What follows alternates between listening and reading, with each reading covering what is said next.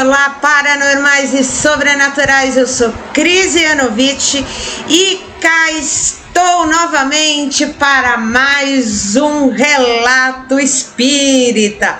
Mas antes disso, eu vou pedir para que você auxilie o nosso canal. E como você pode fazer isso? É deixando seu joinha, é você se inscrevendo no canal, acionando o sininho para receber as novidades. E compartilhe aí para todo mundo o nosso vídeo e mande o seu relato. Você tem uma história de família, a história do vovô, da vovó, da tia, da mãe, do pai, do namorado? Manda pra gente e a gente vai ler com muito carinho. Mas antes de começar o relato, vamos ver a vinheta? Você está no canal Paranormal e Sobrenatural. Aqui você encontrará relatos de assombrações, investigações e muita informação sobre o sobrenatural. Inscreva-se e acione o sininho para receber as novidades. O nosso relato de hoje se chama Amor de Outras Vidas. Olá, paranormal e sobrenatural. Meu nome é Anselmo e tenho 61 anos. Sou da cidade de Osasco, São Paulo. Minha história sobrenatural inicia-se no ano de 1980, quando eu acabara de me formar em administração de empresas. Comecei a trabalhar em uma empresa na Avenida Paulista em um cargo para iniciantes. Era auxiliar de escritório. Na verdade, eu era um faz-tudo. Para mim era muito interessante, já que aprendi assim toda a rotina de um escritório. E isso me favorecia muito, sendo que eu não tinha experiência nenhuma. Estava muito focado no meu trabalho, no meu crescimento profissional naquele momento. Porém, nem sempre este é o plano de Deus. Naquele dia, cheguei cedo ao trabalho e depois de pegar um café na lanchonete, entrei no elevador para chegar ao andar da minha empresa. Como era cedo demais, só estávamos no elevador eu e uma moça. Virei para aquela moça a fim de dar-lhe um bom dia. E foi como se eu tivesse tomado um choque quando olhei para aquela garota. Ela era linda. Tinha cabelos compridos e escuros e olhos castanhos bem profundos. Vestia-se com o uniforme de uma clínica que existia naquele prédio. Era uma camisa branca e um tailleur, um casaquinho com a saia, em tons de azul. Tudo bem simples, mas caía-lhe perfeitamente. Não conseguia desviar o olhar daquela moça. E aparentemente nem ela conseguia desviar o olhar de mim. Tanto que ficamos nos olhando, sem dar o bom dia. Nem mesmo trocar sequer uma palavra. Ela desceu no andar da tal clínica e antes que a porta do elevador se fechasse, ela ainda volveu mais um olhar para mim. Tentei quase inutilmente me focar no trabalho naquele dia, mas só pensava naquela garota. Eu não era um rapaz totalmente inexperiente, já tinha namorado algumas poucas vezes, mas jamais sentir aquela onda de emoções despertada por uma garota antes. Na saída, eu confesso que fiquei procurando aquela menina com o olhar. Entretanto, não a encontrei. Passei a noite entre sonhos estranhos, que na manhã seguinte eu não me lembrava mais. Cheguei novamente cedo ao trabalho, de propósito, e novamente senti um baque ao perceber que ela estava parada de costas para mim e diante do elevador. Parei ao lado dela, a olhei e sorri. Ela, voltando seus belos olhos para mim, devolveu um sorriso simpático. Fui invadido por um misto de amor, de saudade, de alegria.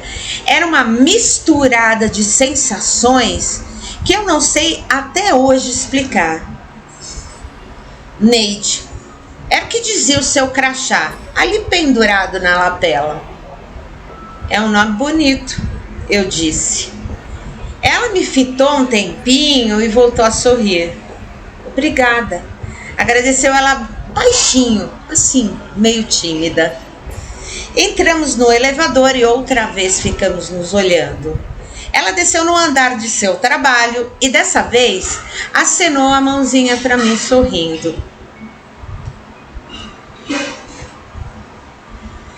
Na hora do almoço, tentei me munir de coragem de descer ao andar da clínica e tentar convidar a moça para um restaurante. Mas, como eu nunca havia me sentido, eu não fui capaz. Eu jamais havia sido tímido daquele jeito, porém, simplesmente, eu não consegui. Na saída, caiu uma chuva forte e quase todos os trabalhadores do prédio se amontoavam e se espremiam lá no hall de entrada, aguardando que a tempestade amenizasse. Corri meu olhar por toda aquela gente e eu a vi. Com o coração acelerado, fui caminhando até ela e parei mais uma vez ao seu lado. Ela pareceu feliz em me ver. Comecei um assunto bobo lá sobre a chuvarada e em seguida eu perguntei se ela me acompanharia em um táxi até a sua casa. Ela recusou educadamente. Naquele tempo, as moças não costumavam aceitar convites assim tão facilmente. Inclusive, ela me informou que estava a caminho da faculdade, que por sorte era a mesma que eu havia estudado. Inventei lá uma desculpa qualquer sobre dar entrada num documento na faculdade, um diploma, sei lá o quê. E que realmente eu estava indo para lá, para a faculdade. E que era a mesma instituição de ensino e outras bobagens que eu sequer me lembro. Bom, depois de alguma insistência, finalmente a garota aceitou.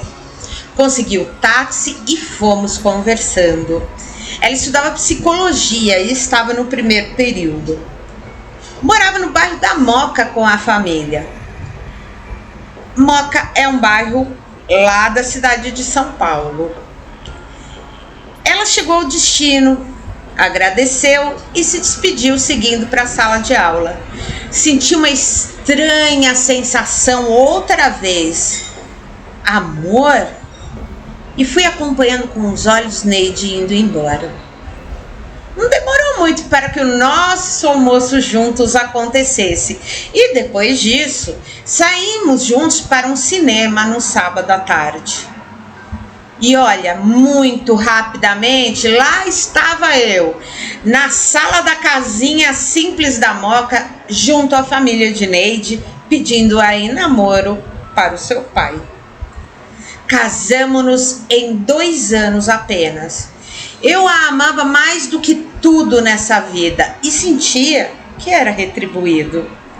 Nós vivíamos como um casal de namorados. Saíamos, viajávamos e nos divertíamos imensamente. Tínhamos as mesmas ideias, compartilhávamos os mesmos conceitos e nós tínhamos certeza de que éramos almas gêmeas. Começamos a frequentar um centro kardecista, ou seja, da doutrina de Allan Kardec. Depois de um convite de uns amigos nossos, estudamos a doutrina e iniciamos uma caminhada de evolução espiritual juntos, fazendo diversos cursos naquela instituição de caridade. Foi quando conhecemos uma pessoa a qual daria o nome de Célia. Era uma vizinha de apartamento e soubemos que era alguém com muitos problemas. Seu marido havia abandonado com 3 filhos pequenos e Célia tinha poucos recursos. Trabalhava como doméstica e o que ganhava mal custeava o seu lar. Minha Neide sempre teve um ótimo coração e nos propôs auxiliar a pobre mãe naquele infortúnio. Aceitei imediatamente. Nossas condições financeiras haviam melhorado muito desde que Neide se formara e abrira um pequeno consultório com uma amiga também psicóloga. Então passamos a auxiliar Célia não apenas financeiramente. Cuidávamos das crianças quando era necessário, aconselhávamos, dávamos o suporte necessário a oferecer uma vida melhor a Célia e às suas crianças. O mais velho, naquela época, tinha 4 anos e seu nome é Carlos. O seguinte, Alberto, tinha 3 anos e a caçulinha Camila tinha 1 ano e meio. Nós nos divertíamos muito com as crianças. Levávamos ao circo, ao cinema, aos parques. Comprávamos roupinhas, sapatos, brinquedos e muitas vezes eles, por vontade própria, dormiam em nosso apartamento. Destinamos assim 2 quartinhos para aquela molecada agora feliz. No entanto, a Célia, com o tempo, passou a demonstrar ciúmes da nossa relação com os seus pequenos e começou a impedir que os víssemos com tanta frequência. Nós sentíamos falta deles e eles de nós, mas nada podia ser feito. Célia ficou irredutível. Além disso, também Célia começou a rejeitar o nosso auxílio, mesmo que isso prejudicasse aos seus filhos e a ela mesma. Mudaram dali pouco tempo depois, sem um adeus e sem deixar endereço. Eu e Neide sofremos muito. Era como se um pedaço tivesse nos sido arrancado. Sofremos demais e rezamos muito pelo bem-estar daquela família. 1 ano depois, recebemos um telefonema. Era Dona Aparecida, mãe de Célia, pedindo para que fôssemos à sua casa. Nós estranhamos, mas seguimos para aquela casa humilde em um bairro bem pobre da cidade de São Paulo. A Dona Aparecida nos informou que Célia, infelizmente, havia falecido. Fora assassinada cruelmente por um ex-namorado. Ficamos chocados e lamentamos muito a perda de Célia. A infeliz senhora também nos disse que estava doente e que detinha a guarda dos netos, já que havia sido descoberta a morte do pai das crianças.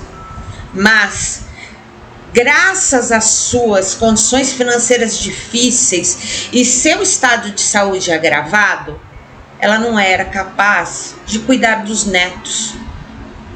E ela ofereceu que nós os adotássemos. Imediatamente levamos as crianças para casa, assim como Dona Aparecida. Sabíamos a dor da perda, da separação, e não queríamos isso nem para aquela vovó amorosa e nem para as crianças. Legalmente, algum tempo depois, Carlos, Alberto e Camila eram nossos filhos. Mas era como se eles sempre tivessem sido os nossos filhos. E a vovó Aparecida estava conosco, sendo cuidada por bons médicos, com medicamentos adequados e alimentação apropriada. Foi muito feliz e nos fez também felizes, até que finalmente retornou serenamente à pátria espiritual. Um dia, muitos anos depois, em uma reunião do centro espírita, um espírito se manifestou. Era a Célia. Disse estar bem agora, mas que precisava contar-nos algo muito importante. Célia, através de um médium, contou que vivéramos juntos em uma encarnação passada na Alemanha por volta do início do século XIX. Célia era a filha mais velha de uma família abastada e Neide, sua irmã mais jovem. Eu era um jovem advogado promissor e Célia e eu havíamos nos conhecido em uma reunião social. E ela passara a nutrir sentimentos por mim. No entanto, tão logo naquela vida eu coloquei os olhos em Neide e ela em mim, nós nos apaixonamos. E Célia não aceitava aquela situação. Assim, tão logo eu e Neide nos casamos e tivemos o nosso primeiro filho, Célia, com a desculpa de ajudar, foi até nós e pediu para morar em nossa casa. Nós permitimos, afinal, Célia era irmã de Neide. Já tínhamos nossos 3 filhos, aqueles que hoje são Carlos, Alberto e Camila, quando algo terrível aconteceu. No início, Célia tentava nos afastar com maledicência, com fofocas, incitando brigas. Depois, tentou plantar a desconfiança na mente de Neide sobre a minha fidelidade.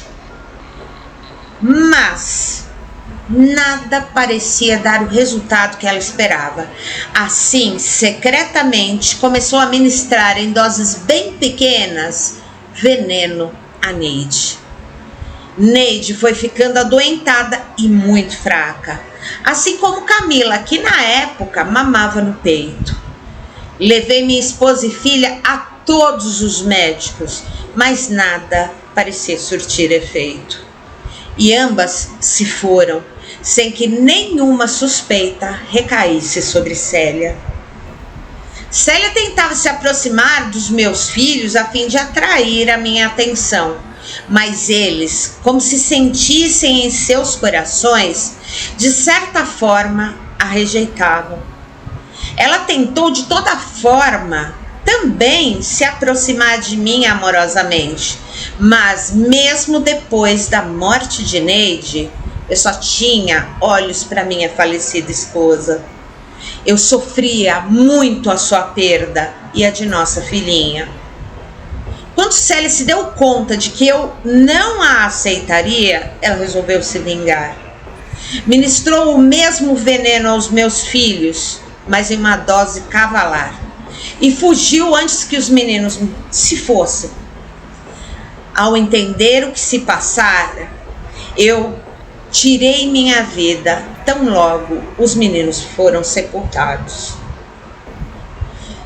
E o espírito de Célia, através daquele médium, concluiu que ela voltara para devolver a minha família por completo. Desculpou-se imensamente e disse que esperava que fôssemos muito felizes, unidos pelo amor sempre, um amor de vidas passadas. Eu, Neide e nossos filhos amados e netos esperamos que tenham gostado da nossa história e que dela possam ter a certeza de que a espiritualidade sempre está vigilante e presente para oferecer a reconciliação e a união entre os filhos de Deus. Um abraço do Anselmo.